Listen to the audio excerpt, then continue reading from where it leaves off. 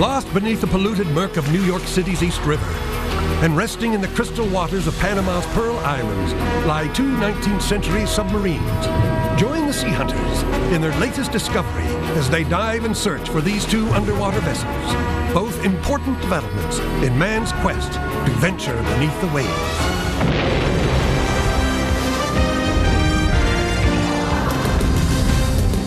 With over 100 million books in print, Clive Cussler is the Grand Master of shipwreck tales and adventure. Director of the Vancouver Maritime Museum, James Delgado is one of the world's foremost marine archaeologists. Introduced to diving at an early age, Warren Fletcher is a professional diver and underwater cameraman capturing images around the globe. Leading the Econova dive team, Mike Fletcher has coordinated shipwreck searches all over the world. Together, they explore the planet's last frontier in search of true adventures with famous shipwrecks. They are the Sea Hunters.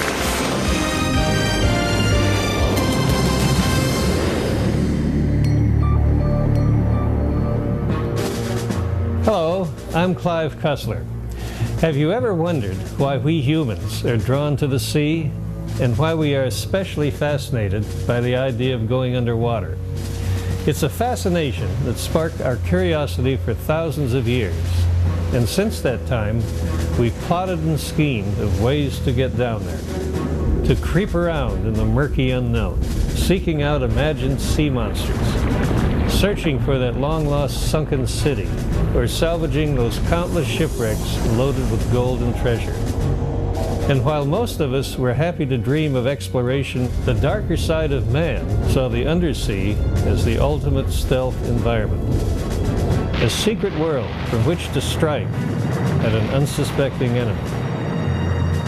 But despite all of our experimenting and scheming, the world would have to wait for the Industrial Revolution before practical and dependable diving dress and submarines would emerge. It would take a 19th century Irish immigrant, a would-be priest turned school teacher and inventor named John Holland. Many tries to perfect a craft that would earn him a place in history as the father of the modern submarine. But little known to the public, another adopted American named Julius Crowe had put together his own remarkable sub that seemed in every way as advanced as Holland's earlier works. Now come along with the Sea Hunters as we travel back to the time of Jules Verne and dive two very different locations.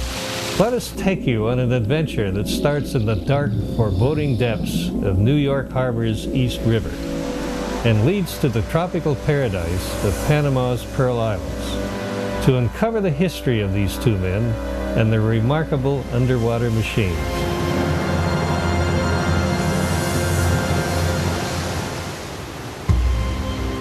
Clive, how many submarines between or besides U-21 and Hunley have you and Numa found over the years? Well, total of 5. 3 other ones besides those 2. Have you been following Jim's quest into this submarine that he's identifying down in Panama on the Pearl Islands? Oh, that's a fascinating story. It's one of the few Union submarines, and it's a fabulous submarine, very technically advanced with, compressed and people go out the bottom underwater. That's fabulous. Well, and you're not alone to think so.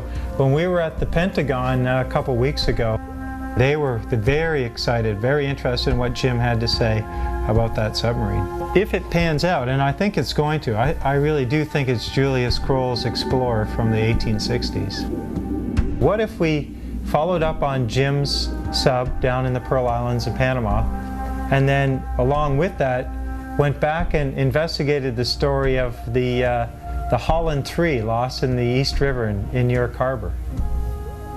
Would be a fascinating find, but it's a tough one. It's there in the East River someplace, but it's, who knows where. In 1878, an Irish immigrant named John Holland, living in Paterson, New Jersey, launched a small submarine. His work had been funded by a group of his fellow Irish Americans, known as the Fenian Brotherhood. The Fenians, for some time, had been waging an underground war against the British, a nation they saw as the great oppressor of their beloved homeland of Ireland. In Holland's small but unique craft, the Fenians saw the potential of a brilliant, futuristic, and deadly weapon. Something that could hit the British in the very heart of their strength, its navy. Encouraged by the first sub's success, Holland soon began building his second submarine.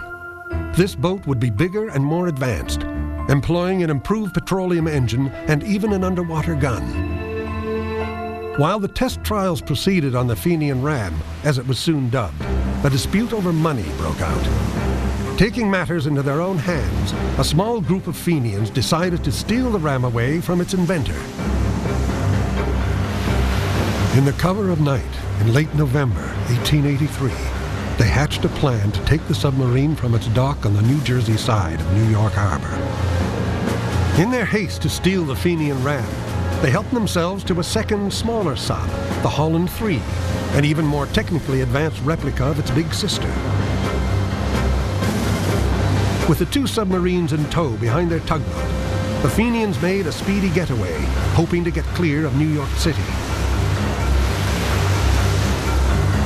While steaming out of the East River, the second sub began to fill with water. The unmanned craft soon became too great a strain for the tow line. The line parted, and the Holland III found a deep, watery grave in 34 meters of water on the bottom of the East River. To this day, the submarine has never been located and has now become the focus of this latest sea hunter's search.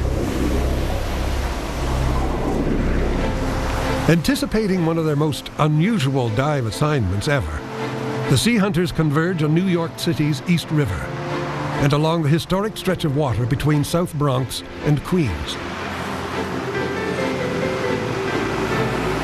They've arranged to live aboard the large training ship, the Empire State, which is part of the instruction program at the State University of New York's Maritime College.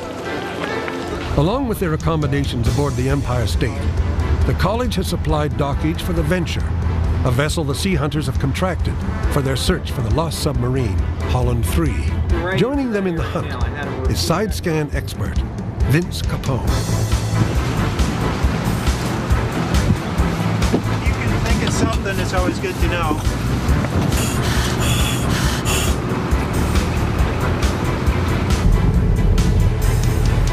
Ready when you are, Jim.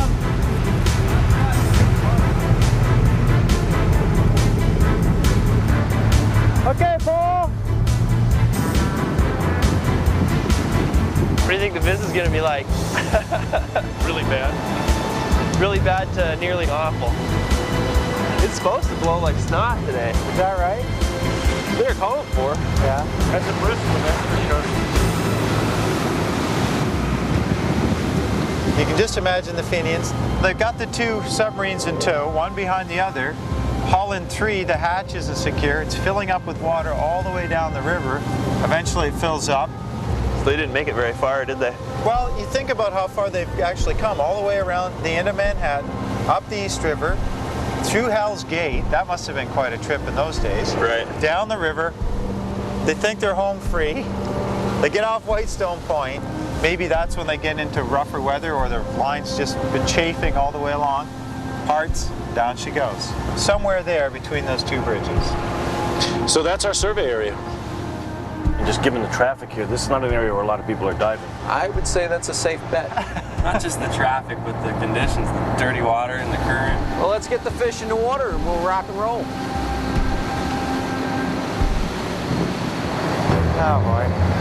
That's funky looking.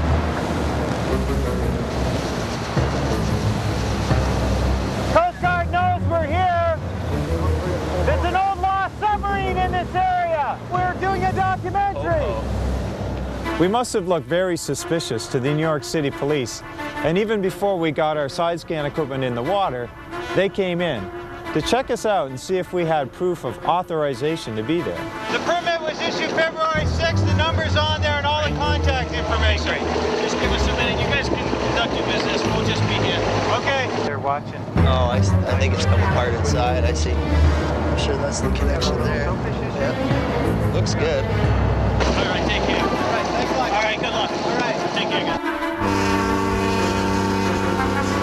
This has got to be one of the busiest harbors we've ever surveyed in.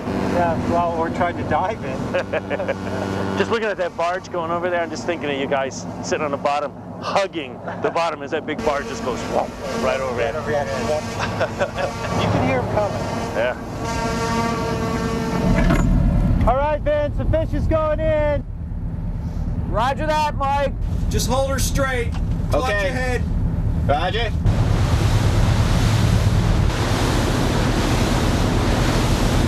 The fourth tape mark, that's away back 63 feet. Going for the fourth tape mark. The fish hasn't been in the water more than 30 seconds and we have a wreck. Look at that on the starboard side. If you look at this one down in the corner, that's just the right size for a 20-foot container. Well, we have a whole selection of small boats. Here's a nice 28-footer. You could probably get it real cheap. Here she goes, Vince. I'm amazed at the number of tires on the bottom here. A little rowboat right there. On the right side, we have a barge. You found lots of those, right? Barges out the wazoo. Yeah, we're getting deeper.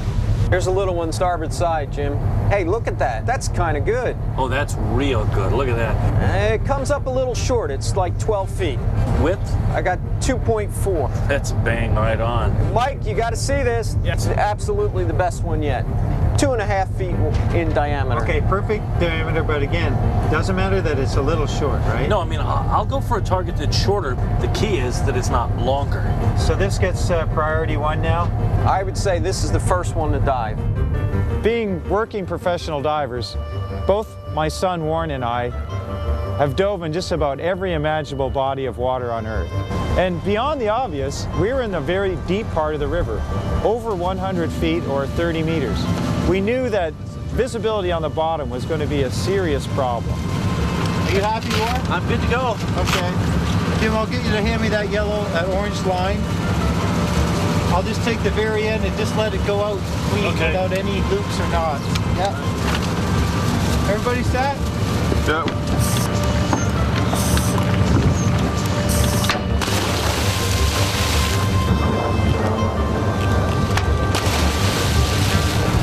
$16.41, divers down. Even using our powerful lights, we knew that once we got to the bottom, we wouldn't see beyond a few inches. So using the orange rope as a guide, we would sweep around and feel as we went.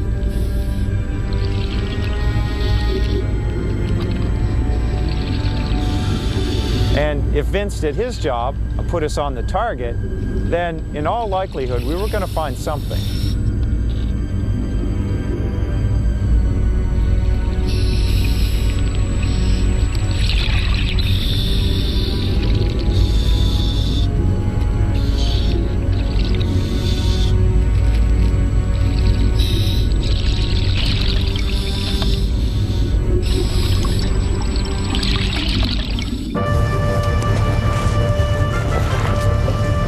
Any submarines? Well, let me come on deck. I'll tell you all about it. Yeah.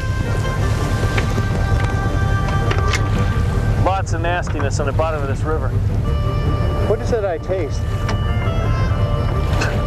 That's the East River. It's the East River. Ah. I thought for sure that was it. Yeah. When I first grabbed onto it, I was all excited. It's Industrial Revolution age, you know, and you can just feel this Jules Verne thing appearing under your fingertips. Well, whatever it is. It's old. It's more than a pipe, you know that? It's a T-junction, I'm almost sure of it. Yeah. Maybe it's an old water main, or I don't know. I think it's a T-junction with a big valve. But I don't know. It's hard to say why it would have a valve. Well, maybe it had a cap in it or something. It's part of an old sewage system or a water treatment system that's fallen off a barge or got thrown in for some reason. Yeah. Could be. I think we should continue to look for something that's that dimension. 16 feet long, a little less than 3 feet in diameter. well, hey, one target down. I mean, it was a promising one. 3 more to go. Yeah. With night fast approaching, the dive boat heads for her dock along the college training ship, the Empire State. Tomorrow holds the promise of perhaps the discovery of the lost submarine, Holland 3.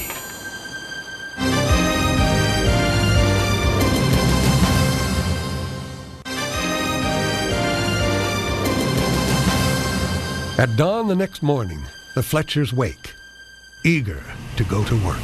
Warren? All right, come on. Let's go. You're first.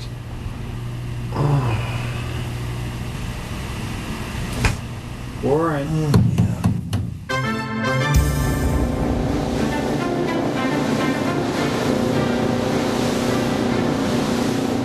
The buoy is right off our bow right now. We're just swinging around to it. Well, what's the depth and what's your profile? We're just over 80 feet here to the bottom, so that gives us, on a 90-foot table, 20 minutes, no decompression. We should be on the surface in 21 minutes.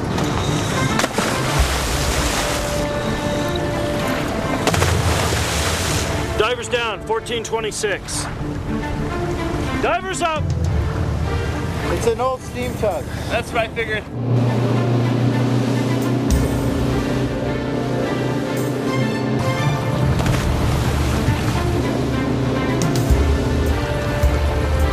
Like a piece of pipe. No, you know what? It was a hopper off a cement truck. Oh yeah? Yeah, that's what it was.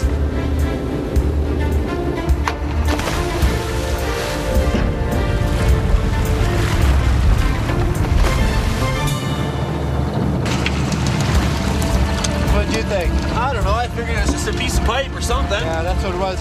Not like the first one though. This one was different, you notice? Yeah, it just didn't have a T-section or anything, it was just straight.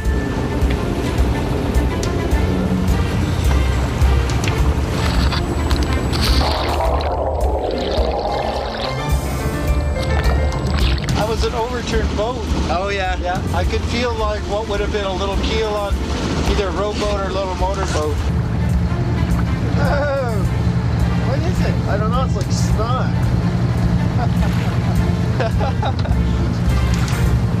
I'm off of a sponge. Yes, this is crew boat Venture 3 on archaeological diving. Our divers are up and we are pulling hook from our position just east of Throgs Neck Bridge. Because of the number of deep dives Mike and Warren had done that morning, they must stop diving to avoid decompression sickness, or the bends. The plan is to take the remainder of the day and sail upriver. Backtracking along the route the Fenians took the night they stole the 2 submarines.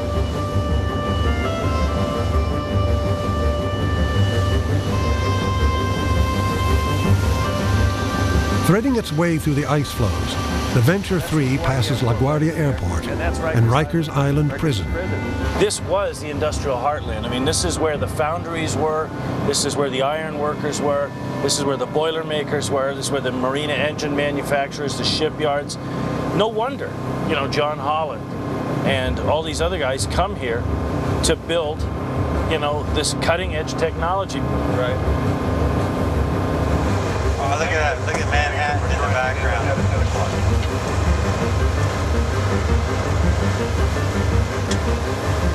Jim, it looks like Dracula's castle. Is it an old mosque, or it looks like a church or something? It could be an old mansion. Or a hospital. Oh yeah? But you go right from that to the UN. We're doing a story about a submarine and the birth, basically, of the submarines here in New York City. But today there's a real and constant threat to this city by water. Early newspaper accounts, particularly during the Civil War, these guys who are practicing and working with these submarines, it's got people concerned, it's got them fascinated, and that carries through to today. Well, it really was a perceived threat back before the turn of the century or post-Civil War. The threat today is real. I mean, oh yeah. We have the little one-man submarines, we have the little unmanned autonomous vehicles that could come in from the open ocean, creep along the riverbed, creep along the bottom of the river, totally undetected, and come to some strategic target on the water right down in the middle of the city. And you'd never know they were here. The Fenians would have had to have come right under here too, right? Was there a Brooklyn? Yeah, there would have been a Brooklyn Bridge, or maybe at least it was under construction. It's one of the great landmark bridges in North America, right? Oh, it is. This really was the marvel of its age, and it still remains this great, magnificent landmark. The Venture 3 rounds lower Manhattan and delivers the crew into the Hudson River. In a flurry of wet snow, they approach New Jersey, Waiting at the wharf is their friend, writer and archaeologist, Dr. Pete Capillotti. This is actually the spot, right? This is where Holland staged his submarines from? This is not only where Holland would have tested his submarines, but on a night probably not much different than this is where they would have been stolen from by the Irish Fenians. So this was the little basin where he worked from? This was the big basin, and the little basin's over here. Over there, here's the big basin, and he would have actually submerged right in this water. Pete, you've been on ahead to the museum. Yes. They're expecting us? That's right. And you've got his first and second submarines there, and the second one, of course, is the big sister of the one that you've been looking for. Right. Holland 3 is yet to be added to the collection. Right, right. They were very excited to find out that you were looking for it. Oh, I bet. Oh, yeah. I bet. Of course, it was the Holland 3 that was to sink that night in the East River that's now the subject of our search. As for the Fenian ram, she survives to this day, but was never used as the weapon she was intended to be. Without the technical support and first-hand knowledge of her inventor, John Holland, the sub was little more than a death trap in the hands of the ill-prepared Fenians, who seemed to be in no rush to drown themselves. Eventually, both Holland 1 and Fenian ram would be reunited in the Patterson Museum, where, much to our delight, we were allowed to actually climb inside Fenian ram and inspect it firsthand. Wow, you guys should see it down in here. It's crazy. Wow, this is just incredible. I mean, look at this. It looks like we're inside a huge boiler. It's Captain Nemo and better.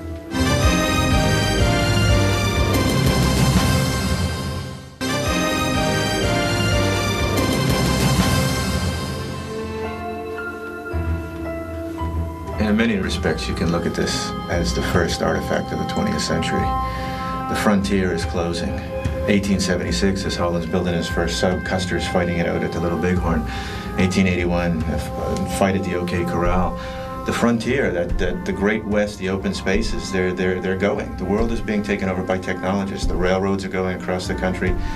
Steamships are going across the ocean. Soon airships will take to the sky, and submarines will go under the sea. The future really belongs to people who can control these machines.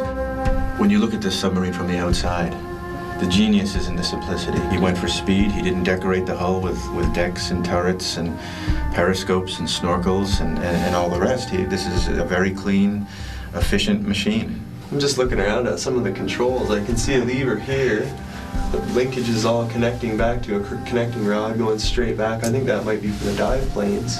Which would let it go up and down. But there is one thing that really eludes me here. How did he steer this thing? How did he know where he was going? There's no provision for the environment that you're moving through. There's no way to look at the fish or the octopus coming after you. So this was his frontier, but he couldn't see it. It's a battened down weapon of war. Yeah. And look at this big heavy door over here. You know what that's for? Well, I'm guessing, but you tell me and see if my idea's confirmed.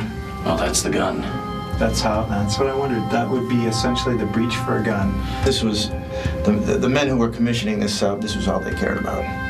As a weapon? As a weapon, and as a weapon of vengeance, and the ability to use something like this, a stealthy, secret weapon against an empire that had oppressed them for years.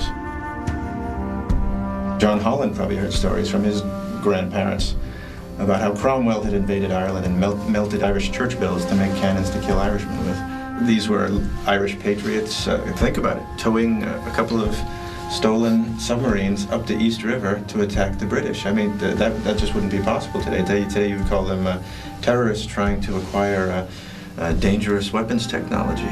But these were men trying to get their country back. And they had to do it in the sneakiest, most underhanded way to get around what was the greatest naval power on the face of the earth. Mm-hmm. And this is a machine that could have, if nothing else, combined fear and actual damage to create economic disruption against the British.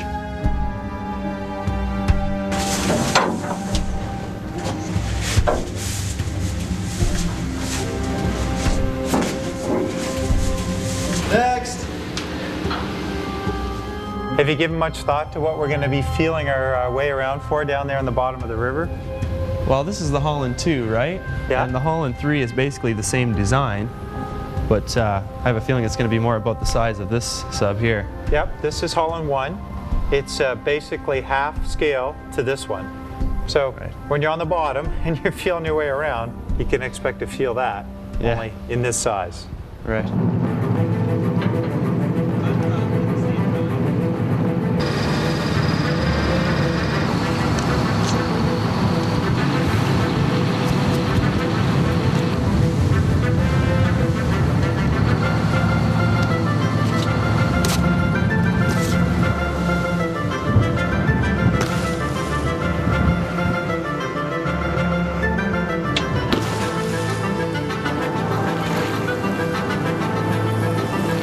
Rock? Yeah, nice submarine-shaped rock.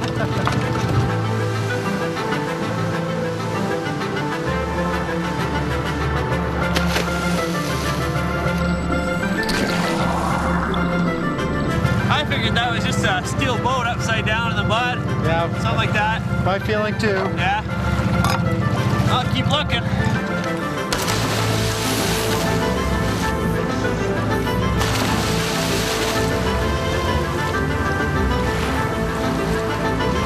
Visibility down there. It's not getting any better. Yeah. But I can't take any more of that current. It's killing me. Just even the swim to the ladder. Yeah, it's tiring. Not only was I exhausted, but the really good list of potential targets that could be Holland 3 were exhausted as well. So it was time to shift our focus away from Holland 3 and New York City and start to think about Jim's lost submarine down in the Pearl Islands of Panama. A sub that Jim was convinced was a vessel built by Julius Kroll called the Explorer. So with only hours to spare before we would lift off into the sunny south, Warren and I followed Jim into the heart of New York City and that stretch of the East River, the very spot where the Kroll submarine touched the water for the first time. According to the New York Times, in May of 1866, they submerge here and they lock into the sub, they disappear, and they traverse the length of the dock for an hour and a half while everybody's standing up here, and then they surface, the hatch pops, and Kroll comes out and he holds up a pail of mud, and the crowd gives vent to their feelings, says the Times, with repeated cheers.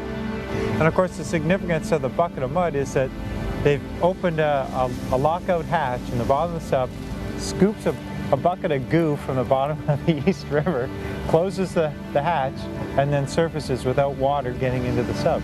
Yeah, how would they keep the water out? They must have pressurized the sub somehow. They had a steam engine inside, and they'd pressurize a chamber, and then they'd let the air in, and they'd drive it up to a sufficient pressure to keep the water from coming in. What kind of depth rating would this thing have?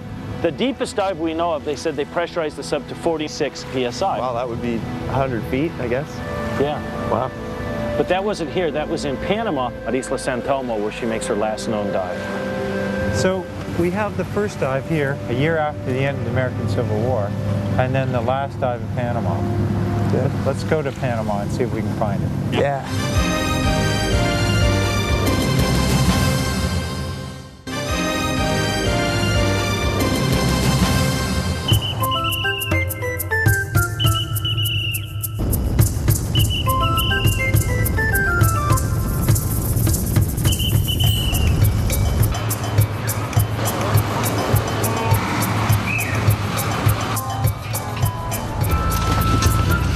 With all the provisions loaded and the crew on board, the sea hunters set sail for the second leg of their adventure.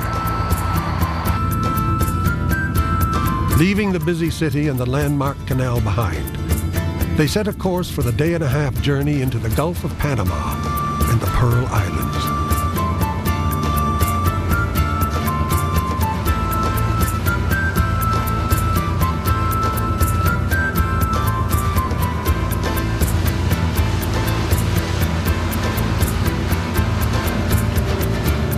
We're right at one edge of the Pearl Islands.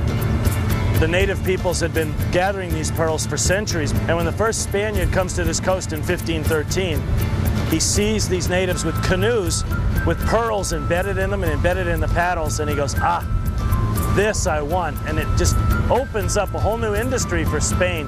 These guys would free dive. They'd send these Indians down, sometimes holding a rock, drop down to the bottom, gather as much as they could, and bring them back up. They really killed off most of the pearl divers in this rough environment and with disease that they introduced. The Industrial Revolution, with its creation of manufacturing machines, changed man's role in the workplace. Julius Kroll, a practical, hands-on engineer, was no stranger to the challenges of working underwater. He imagined a machine that could aid the Union Navy during the American Civil War, an underwater craft that was more than a submarine. His design was a lockout diving bell as well. But the Civil War was almost over, and it was the Pacific Pearl Company that bought into his concept.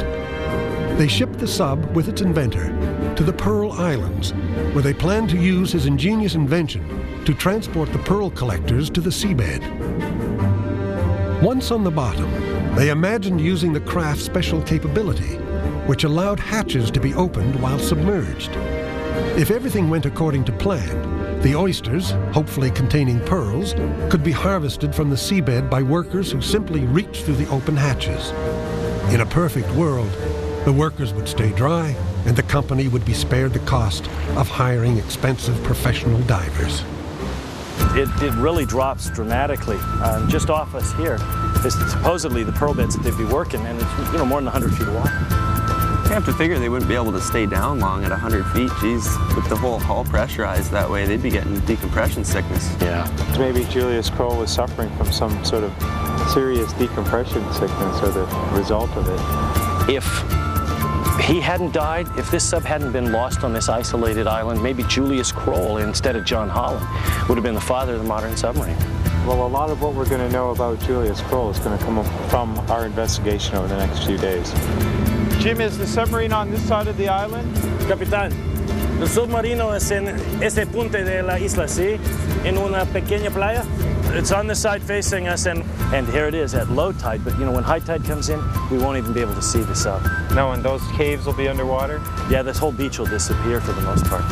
I think many of the secrets are either locked in some corner of an archive we haven't found yet, or they're locked in the sand inside that hull.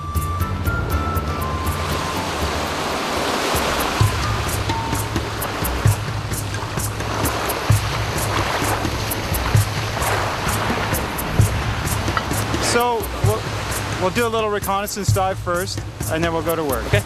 Okay. As an archaeologist with an interest in old submarines, I'd like to say that I purposely set out to find Julius Kroll's sub Explorer. But the simple truth is I was on vacation, sailing on the coast of Panama in 2001. The fishermen on a nearby island told of a submarine, a World War II Japanese midget submarine, that appeared each day at low tide. Now, I thought that was pretty incredible, if not outright impossible. But after years of sea hunting with Clive Cussler, I've come to realize that sometimes the truth can be stranger than fiction. As the tide dropped, it was clear that this was not a World War II Japanese midget submarine. It was something else, something very old. But just how old and just whose submarine it was unknown. Returning to the site with Mike and Warren, we made our way to the stern, and there were rewarded with the discovery that the sand had moved away and revealed a hole that had been battered into the bottom of the submarine. We were able to just barely squeeze up under it and then into the sub. As we swam inside to do all of the documentation, I was struck by the fact that between 4 to 6 guys would have worked in this sub when it was operating. And now, here we were, just 2 or 3 of us, moving in these tight quarters to do the work of archaeology. Entering that crew compartment to find that it was half filled with sand, it was clear that more work would be needed and that we would have to excavate the interior in order to learn more about the submarine.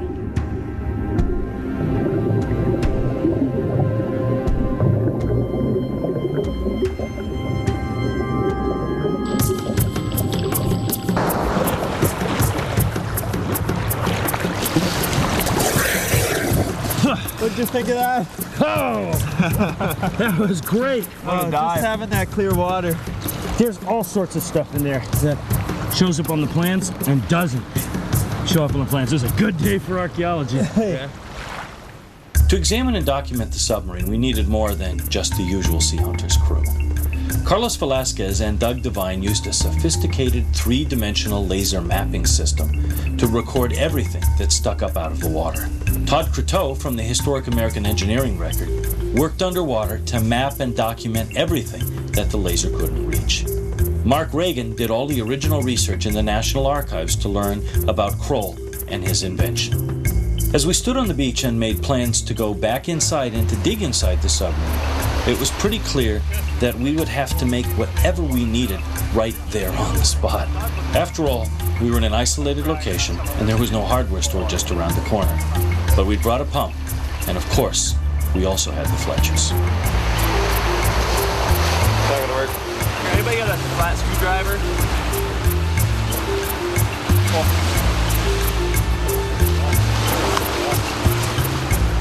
Relying on the ingenuity I developed as a kid growing up on a farm, we gathered all the pieces and parts.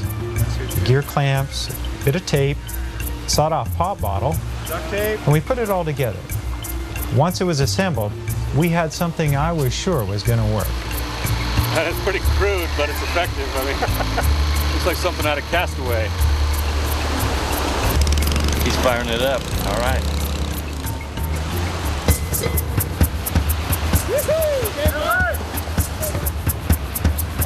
Looks great. Looking good? Good. Good to go. Mark's going to be on the surface to monitor the pump.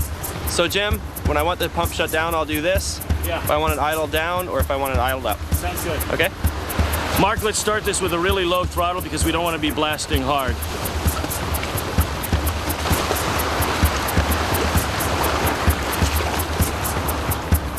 Archaeology can be a very delicate process, but then there's times when you need to use a little bit more force.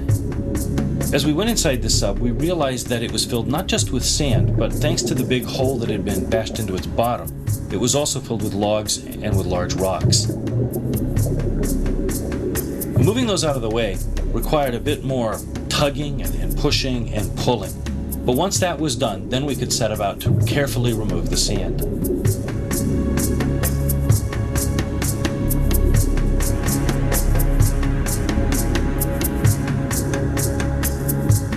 As Warren and Mike worked with the nozzle, I floated close by, underwater, watching everything that they were doing.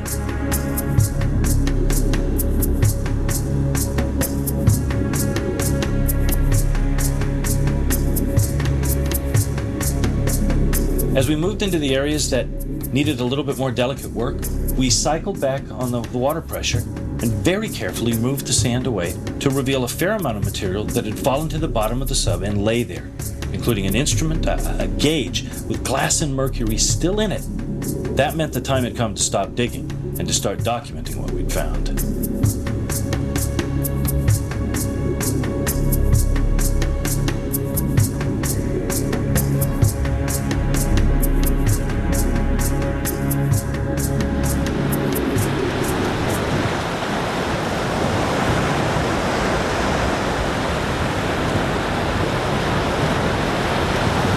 Is the jetting working? Yeah, it's working good. Yeah?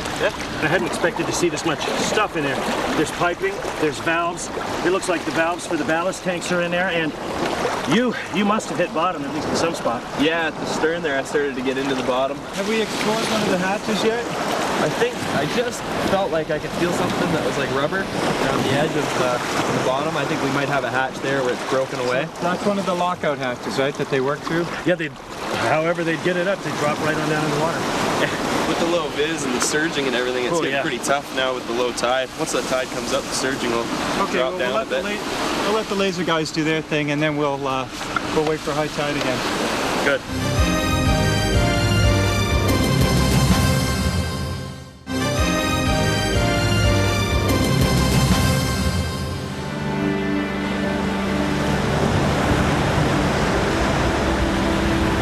How's it going? Good, very good. Warren, have you seen this? No, I haven't had a chance to look at it. It looks pretty cool. Isn't that amazing? So what is this system actually doing? How does it actually work? I don't understand it at all. It's using a technology called LiDAR. LiDAR stands for light detection and ranging. Essentially, it's sending out thousands of pulses of laser light So it's like a machine gun firing light and then coming back and making pictures. Giving you a 3D point. On top of that, as you're seeing, it is actually measuring the intensity of each one of those pulses. So that's how it makes the colors. The colors, exactly. How accurate is this system? Every aspect that we cover will be within 3 millimeters. You'll be able to measure. Wow. You can see a fly from sitting on there. You could. What a great place. Yeah, I really can't get over how diverse the landscape is here. It goes right from jungle to rock to sand. If you think about it, if it wasn't for that little patch of sand right there, there wouldn't be a submarine, because if it had not landed there, had it landed here, it would have got ground to bits. Yeah, it was lucky it just happened to land in between those two shoals of rock. Oh, we really are.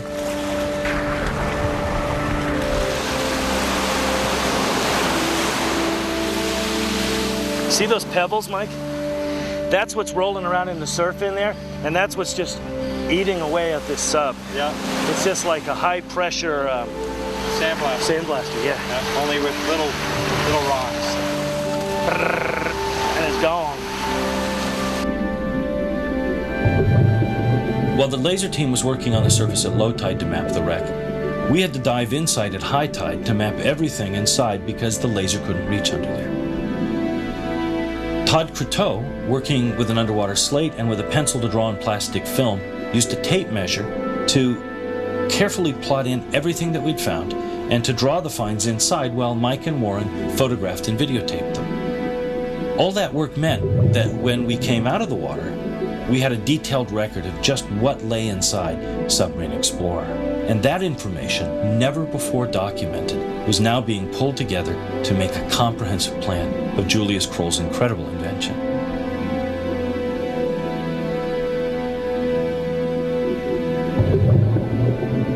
Having just come from New York City in the tail end of winter, we were less than perfectly prepared for the intense sun of the Pearl Islands in late February. But Jim, who lives on the foggy West Coast, suffered more than any of us. Your choice. Your choice. I like the stability the fins give me. They weight your feet down. Don't be shooting my face. So Jim, how long have you been feeling this way? Oh, ever since I died last week, Mike. Jim, who are these guys? I think they're local fishermen.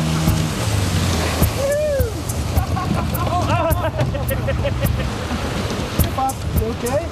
You okay? Buenos dias. Hello. Buenos dias. Are you the crazy driver? Our visitors were local fishermen from a nearby island. Not only did they sell us fish, they invited us back to their island and to their village, where they hoped they might sell us pearls from the oysters they had collected. Jim, what's this island called? Well, this is Isla del Rey, Mike, the island of the king. Hola. Hola. Hola. And this is the original pearl fishing village of La Esmeralda. So this town was founded on the pearl industry? Yes. Yeah. That's what they're here for. Always pearls for centuries. Really? Yeah. Centuries. Siempre. Siempre. And it goes right back to the days of the Spanish yes. Conquest. Absolutely. Goes back to the 16th century. Right. Oh, those are nice ones.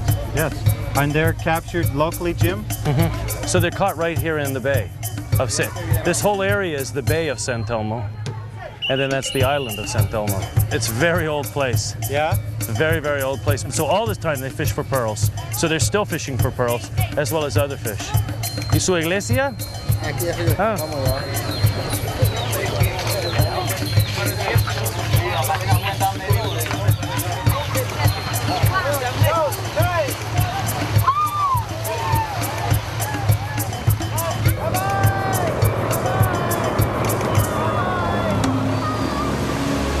Needing to take advantage of high tide, Mike and Warren waited until midnight to make their final dive.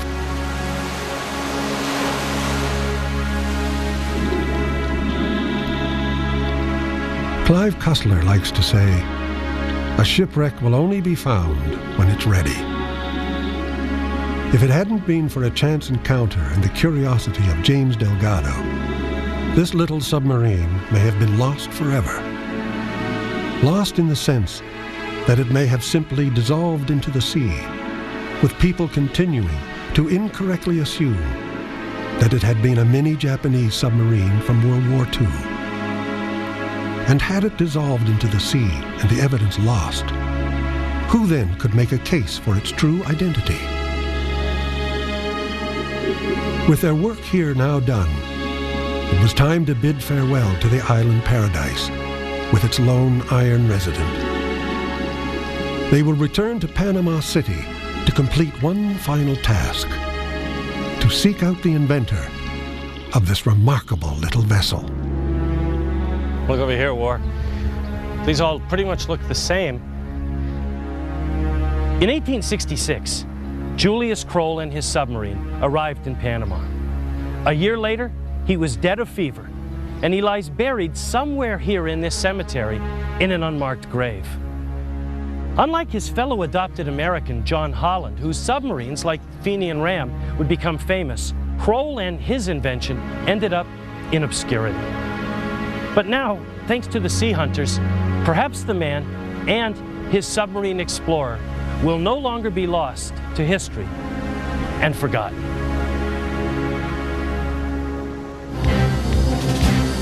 And now it's your turn to get up off that couch and go into the mountains, go into the deserts, go under the lakes, the rivers, and the seas, and search for history.